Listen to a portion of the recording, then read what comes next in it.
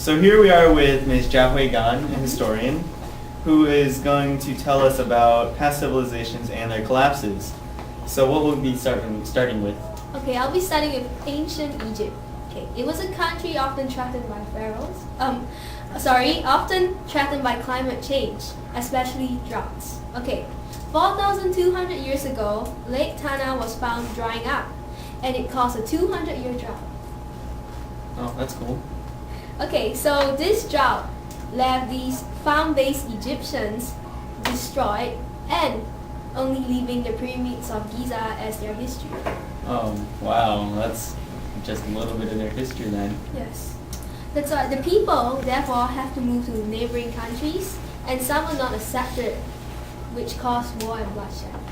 So, the war and bloodshed, Mhm. like what neighboring countries were they? The neighboring countries of Egypt is the nearest one is Libya and Sudan. Okay, so these people went into their country because of different religion and different culture and stuff. They have conflict between each other. Oh, okay. So ancient Egypt just collapsed because of Yes. droughts and weather. Mhm. That's interesting. Yeah. Okay. Thank you for that interesting, informed research on Egypt. Yes. Now, what will we be doing next? We're talking about Mesopotamian civilization. Okay? Okay. They were the first empire in the world more than 4,300 years ago. They called themselves the Akkadian Empire. Okay. So these people, they prospered along the Euphrates and Tigris River, controlling all the cities along there. Well, only after a century of prosperity, their sudden decline became a mystery. Therefore, we engaged archaeologists, geologists, and soil scientists and solved this mystery of this decline. Well, it was said that the Akkadian Empire faced a 300-year drought based on the analysis of the soil moisture in ruined Akkadian cities. The drought began around 2200 BC and resulted in the double population in southern cities recorded in the clay tablets that was left behind. Okay, so first off we have the Egyptians dying to drought. Mhm. Now we have the Mesopotamians. Is this like the main cause of death of civilizations? Well, you can say that this is the main cause of their decline because people are now leaving the city, and this allow enemies to come and attack the place. Oh, so it just makes them weaker. Yeah, it makes them weaker. Yes. Oh, okay, so weather is like a main enemy pretty much. Yes. Climate change really affected the ancient civilizations. Oh, that's very, very interesting once again. So we have one more civilization to go. And it's the Mayan civilization, which is found in present-day Mexico. They had their golden age in 800 AD. Unfortunately, like the other civilizations, they collapsed, leaving deserted trade routes, cities, and pyramids in ruins. The mystery of this decline was finally published, and of course it was due to climate change.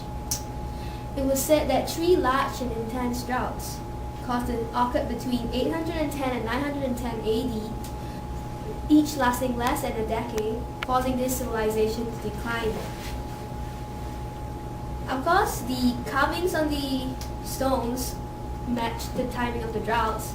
This showed that these evidence showed that it was true, and the densely populated cities had strained resources, therefore making agriculture an important but unreliable factor to feed the people. The Maya faced an intense climate change which they had never experienced before, and therefore pushing the Mayan Empire over the edge of collapse. So they were just in a golden age when they They faced this climate change. So just all this weather can destroy something so great to bring it down so low. Yes.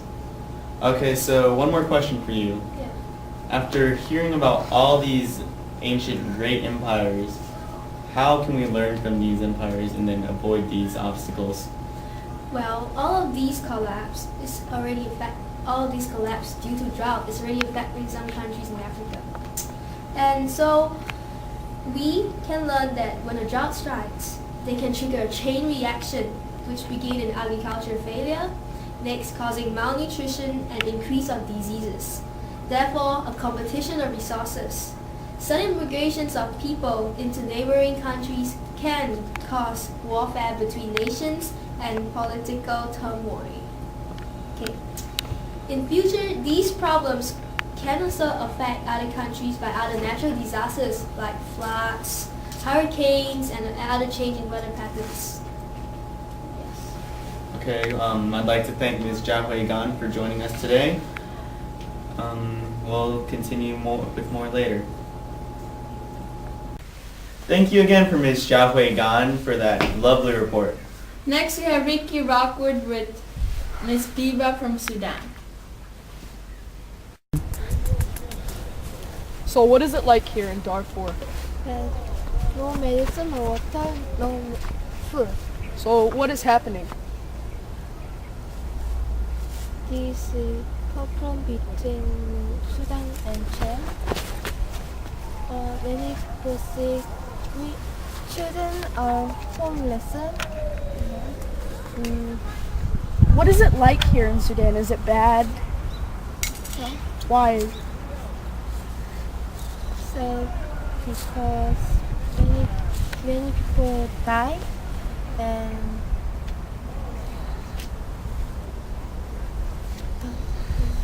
the war. Okay, thank you. Back to you, Alan. Thank you, Mr. Rockwood, for that fantastic interview. And now to Mr. Kenneth McAdam and Mr. Taejin Cho with the conclusion of the Hard Talk. Well, here I am, Kenneth McAdam, without TJ Cho, the scientist, who failed to answer his questions correctly, so he is eliminated. Well, on this Hard Talk conclusion, I will explain all the things that TJ failed to answer, such as, what is the greenhouse effect? I have a diagram of the greenhouse effect here, in fact.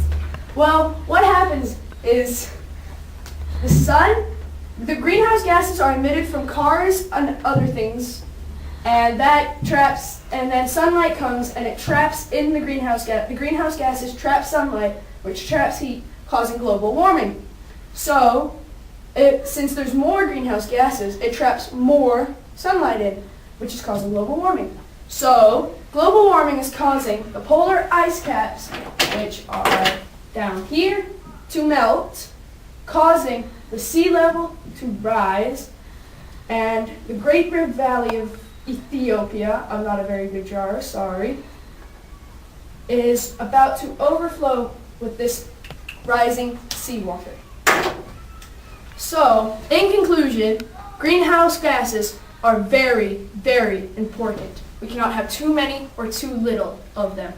Thank you, and see you on the next episode of Hard Talk.